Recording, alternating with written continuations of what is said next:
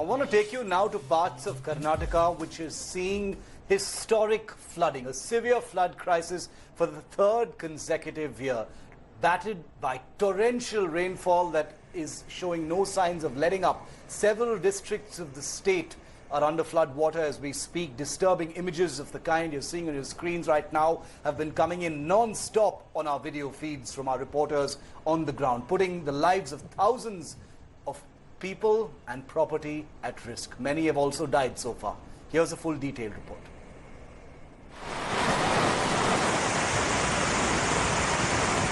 Rivers overflowing,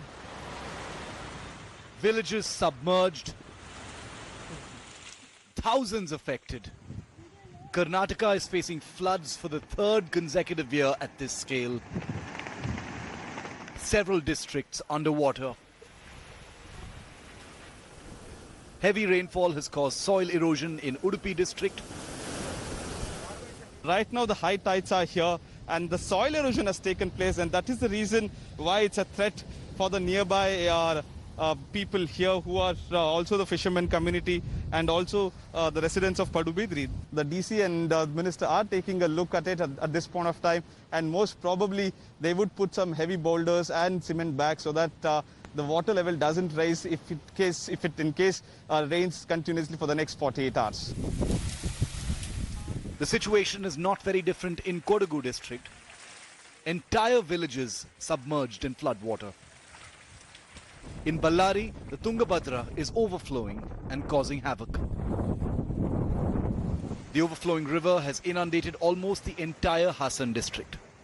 Roads, houses and vast tracts of farmland are completely underwater.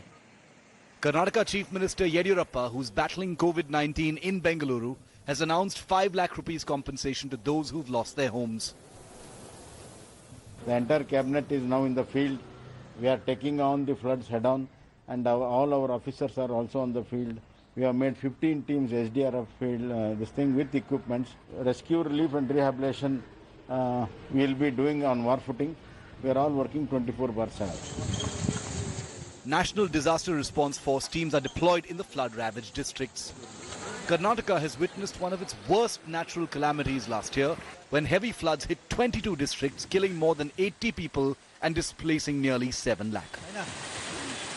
With Nagarjun Dwarkanath in Udupi district. Bureau Report, India Today.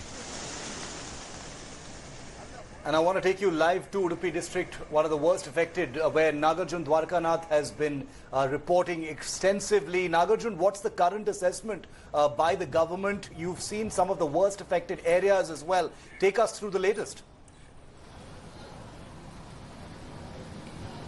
Well, Shiv, fortunately it has not rained over the last 18 to 20 hours is what we are told. We have come here this morning. Since we have come, it's only a small drizzle, but apart from that, there was no heavy rain. So that's a good sign, and water levels has reduced. But in the last 72 hours, what has happened is the big major concern for the government.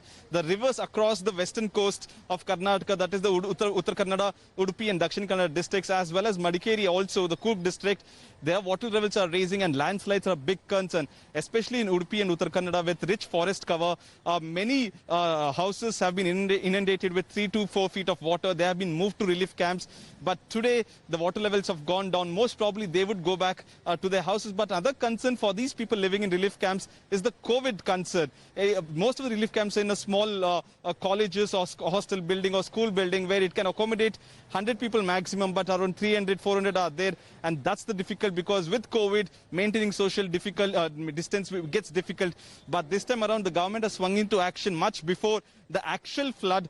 Now it's only a flood-like situation, but not actual floods. They are prepared and distributed SDRF cash for every district. 5 crores has been distributed.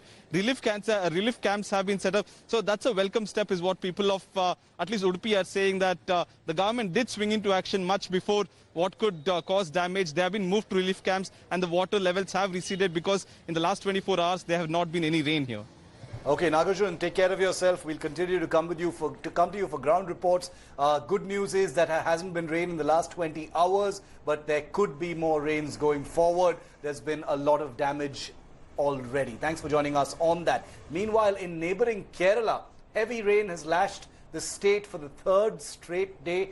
13 people in Kerala have died so far and around a dozen have been rescued following a landslide in Idukki's Malnad area. A 50-member team of fire and rescue officials have been sent to the landslide spot. A major landslide has also occurred in Wayanad. No casualties have been reported from there just yet though. The Shiva temple in Aluva has been submerged in water. The water levels have increased in the nearby Periyar river. The carcass of a wild elephant from a village in Ernakulam was washed away in the Periyar river in the heavy rains. Traffic across National Highway 766 connecting northern Kerala with Mysuru in southern Karnataka has also been affected due to flooding. A red alert has been issued in Malappuram district for today. An orange alert has been sounded in 8 other districts including Ernakulam, Idukki, Wayanad, Kannur and Kasaragod. After the deaths of 5 more people on Thursday, the total toll has gone up to 36 since June. There are a total of 6 NDRF teams in the state at this time. Right now we are in Panamaram region in Wayanad district of Kerala, where 3 days of torrential rain has wreaked widespread havoc. Unfortunately, we haven't really seen large-scale destruction or large-scale casualties in the district, but nevertheless, many of the low-lying areas have started flooding here in this district. So right now, I'm actually standing on the banks of River Kabani, which has started overflowing, which has now flooded the banks. And this area that you actually see in the visual, it actually used to be a construction area where people used to make these commodities for constructing houses. And as you can see in this visual, it has already submerged 80% underwater. Now it's just a little area closer to the roof that you can see. So this has been the scene in many parts of Wayanad over the last 2 days. Many low-lying areas have started flooding, and the situation is expected to continue at least for a couple of days more, is what the IMD and the District Disaster Management Authority are suggesting. With camera person Tingu Rajshekharan, Gopikrishnan in Wayanad for India Today. Hi everyone, Preeti Chaudhary here. Hope you like this video. For latest news and analysis, like and subscribe to the India Today YouTube channel. And don't forget to press the bell icon to stay updated. Thank you for watching.